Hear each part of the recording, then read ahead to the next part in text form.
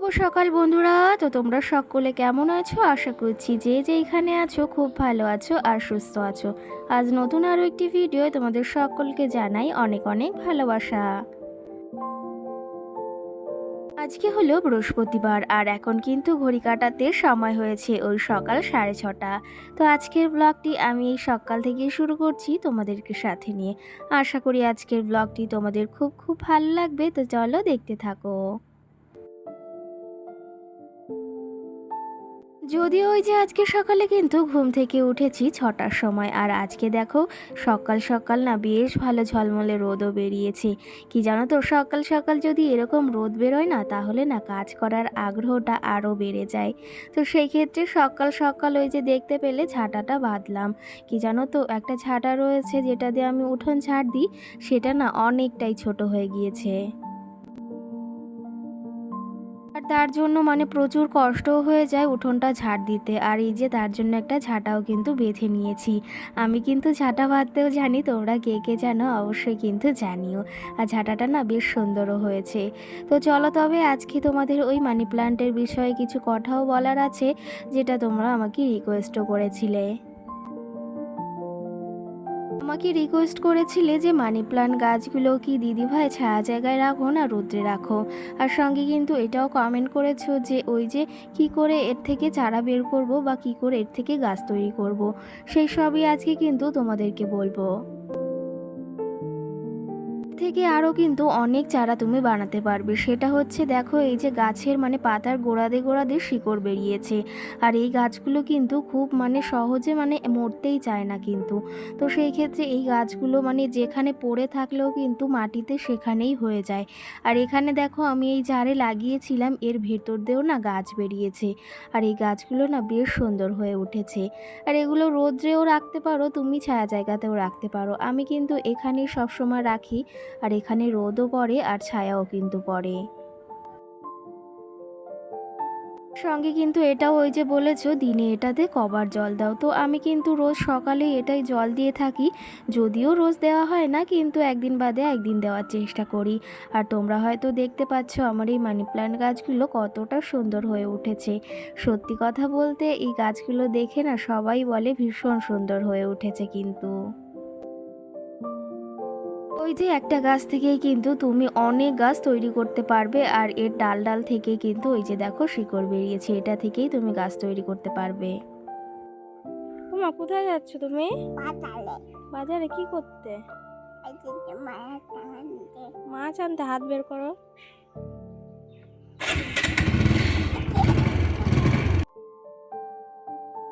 যাই হোক, তোমাদের ওই যে মানি প্ল্যান্টের বিষয়ে কিছু বলার ছিল সেগুলো বলে দিয়েছি। আশা করি তোমরা এই ভিডিওটি দেখবে, আর যদি ভিডিওটি দেখে থাকো অবশ্যই একটা কমেন্ট করে জানিও। সকাল সকাল মাম্মাম আর ওর পাপা যাচ্ছে এখন বাজারে, কারণ মাম্মামের ওই যে মাছটাও শেষ হয়ে গিয়েছে, শিঙি মাছ। তো সেজন্যই বাজারে যাচ্ছে মাছ আনতে। আর এইদিকে আমার স্নানটাও সেরে নিয়েছি সকাল সকাল, কারণ আজকে যেহেতু বৃহস্পতিবার সেহেতু ওই যে বৃহস্পতিবারে একটু চাপ থাকেই কিন্তু।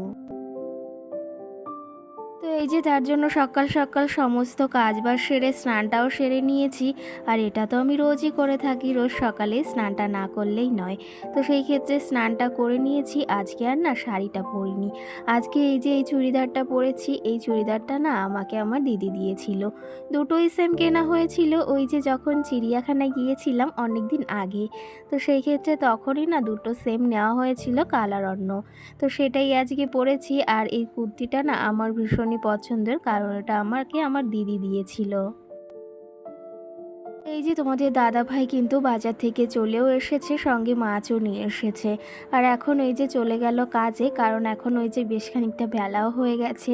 একটু ভেবেছে এখন থেকে সকাল সকাল কাজে যাবে, কারণ কি জানো তো, সামনে ওই যে আবার পুজোটাও আসছে। সেই ক্ষেত্রে না একটু তো চাপ থাকেই। তো তার জন্য বলেছে এখন থেকে একটু সকাল সকালই ডেকে দেবে, তাহলে একটু সকাল সকালই কাজে যেতে পারবো। ওই যে সকাল সকাল বাজার থেকে মাছটাও এনে দিয়ে চলে গেছে কাজে। কালকে না রাত্রে সবজি বাজার মুদিখানা বাজার সবটাই করে এনেছে। আর এইদিকে সকাল সকাল কাজেও চলে গেছে, আবার দুপুরে আবার খেতেও আসবে। তো সেই ক্ষেত্রে ভাবলাম সকাল সকাল আমি এদিকে পুজোটাও দিয়ে দিই, কারণ আজকে যেহেতু বৃহস্পতিবার একটু তো তাড়া থাকেই, তার ভেতর একটু ব্যস্ততাও রয়েছে। আর আর এই যে ঠাকুর পুজো দিয়ে সোজা চলে এসেছি কিন্তু রান্নাঘরে এসে মাম্মামের খাবারটা আর সঙ্গে আমার চাটা বসিয়েছি। কারণ ওই যে গলাটাও প্রচুর ব্যথা, সেই ক্ষেত্রে সকাল সকাল একটু চা খেলে গলাটায় না বেশ আরাম লাগে। আর এইদিকে এই যে থালা বাসনগুলো ছিল সেগুলো এই যে সুন্দর করে জায়গা মতো গুছিয়েও রাখলাম। কি জানো তো, অন্যান্য দিনের থেকে কিন্তু বৃহস্পতিবারের দিনেটায় একটু বেশি চাপ থাকে। সেই ক্ষেত্রে ঠাকুর পুজোটা দেওয়া, তার সঙ্গে ঠাকুর ঘর লেপা, পয় পরিষ্কার করা আর সমস্ত কিছু ধোয়া, এটা তো করতেই হয়। আর বৃহস্পতিবারে কিন্তু আমরা এটা সকলেই গৃহবধূরা মেনে থাকি। আর আমাদের সংসারে লক্ষ্মীশ্রী বজায় রাখার জন্য কিন্তু প্রতিনিয়ত আমরা এগুলো মেনেই থাকি। আর বিয়ের পর থেকে কিন্তু এগুলো আরও বিশেষ করে মেনে আসছি। সত্যি কথা বলতে বিয়ের পর থেকে না এই যে এইসবের দিকে বেশি ঝোঁক হয়েছে। আর সংসারটাকে যেহেতু ভালোবেসে ফেলেছি সেহেতু সংসারের কাজগুলো তো আরোই বেশি আপন হয়েছে, সঙ্গে এই যে সমস্ত কাজ কিন্তু। আর আমি কিন্তু এই বৃহস্পতিবারের দিনটা এলে কিন্তু সব জায়গা একদম পরিষ্কার করে ধুয়ে মুছে তারপরেই কিন্তু ঠাকুর পুজোটা দিই। আর একদম স্নান ধান করে তারপরে ঠাকুর ঘরটা সুন্দর করে গুছিয়ে সমস্ত কিছু লেপে পুছে তারপরে কিন্তু ঠাকুর ঘরে যাই। আর এটা কিন্তু ওই যে বললাম বিয়ের পর থেকে না আরও বিশেষ করে বেশি মেনে আসছি। তো যাই হোক, এইদিকে দেখো বিছনাটাও সুন্দর করে গুছিয়ে নিয়েছি। কেমন লাগছে জানিও কিন্তু কমেন্ট করে।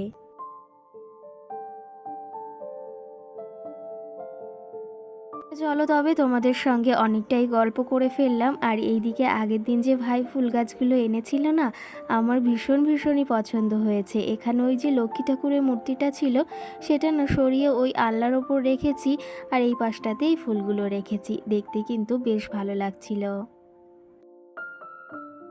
আর এদিকে দেখো আমার চাটাও কিন্তু হয়ে গেছে। সকাল সকাল একটু চা খেলে মনটার ভেতর কিন্তু অনেকটাই শান্তি অনুভব হয়।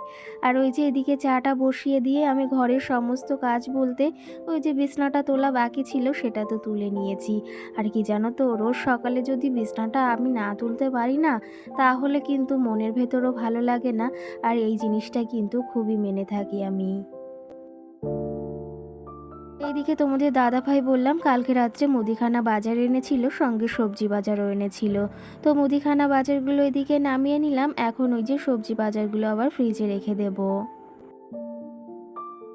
আর ওইদিকে ওই যে মাম্মামের খাবারটাও কিন্তু প্রায় হয়ে গেছে, আর তার সঙ্গে ওই যে আমার চাটাও হয়ে গেছে। চাটা একটু ঠান্ডা হলেই ভেবেছি খাবো, কারণ কি জানো তো বেশি গরম চা খেলে না আবার ওই যে জিভটাও পুড়ে যায়।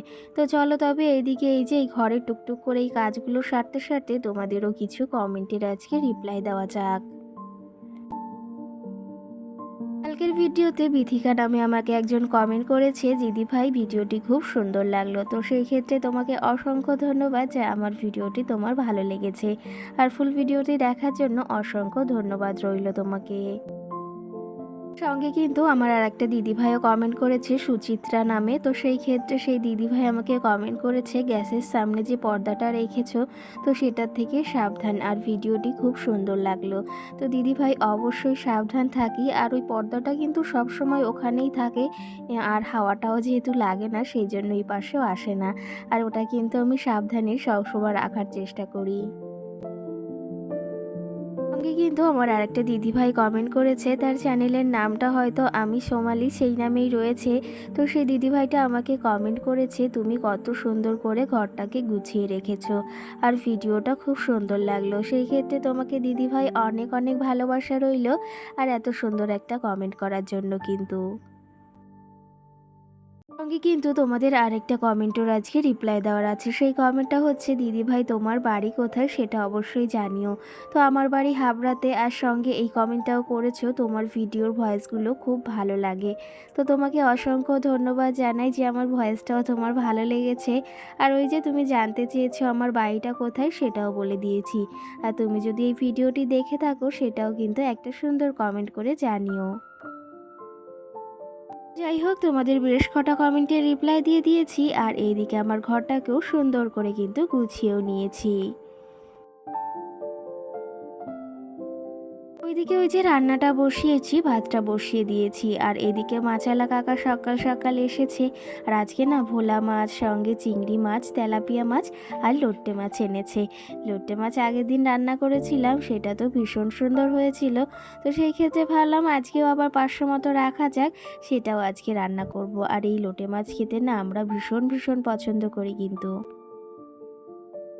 এখানে এই যে 500 লোটে নিয়েছি, 500-র দাম কিন্তু আজকে 50 টাকা নিয়েছে। আর লোটে মাছগুলো কিন্তু বেশ টাটকাই রয়েছে। আমার মতো কে কে লোটে মাছ খেতে ভীষণ পছন্দ করো অবশ্যই কমেন্টে জানিও। তো চলো এদিকে মাছগুলো কাটা যাক। আর কি জানো তো, এই যে বিয়ের পর থেকে কিন্তু আমি একাই রান্নাবান্না সমস্তটাই করি। ওই যে তোমাদের আগেও বলেছি, আমি কখনো শাশুড়ির কাছ থেকে কোনো রান্নাবান্না কিছুই কিন্তু শিখিনি। যে সংসারের কাজবাজগুলো যেটুকুই শিখেছি সেটুকু কিন্তু নিজের আগ্রহতেই শিখেছি। আর এই সমস্তটাই কিন্তু মায়ের কাছ থেকে শিখেছি।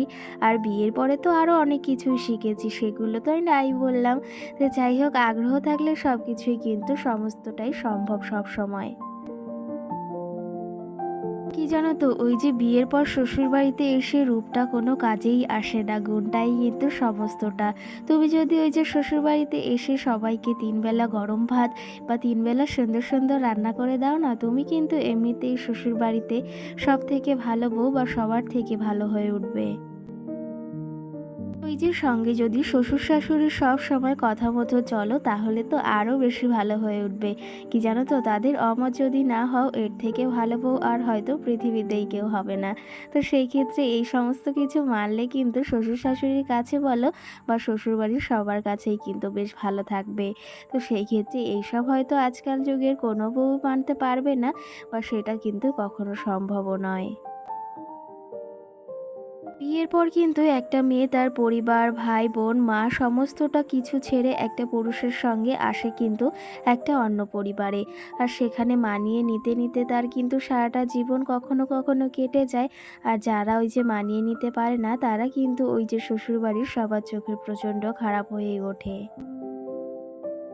বললাম, একটা মেয়ে তার বাবার বাড়ির সমস্ত কিছু ছেড়ে কিন্তু শ্বশুরবাড়িতে ওই যে ঝগড়া বা অশান্তি করতে আসে না। সে কিন্তু অনেকটা আশা, অনেকটা ভালোবাসা নিয়ে আসে যে তার নিজের মতো করে একটা সংসার করবে, তার সমস্ত কিছু হবে সেখানে। কিন্তু সেই স্বপ্নগুলো কখন পূরণ হয় বলো তো?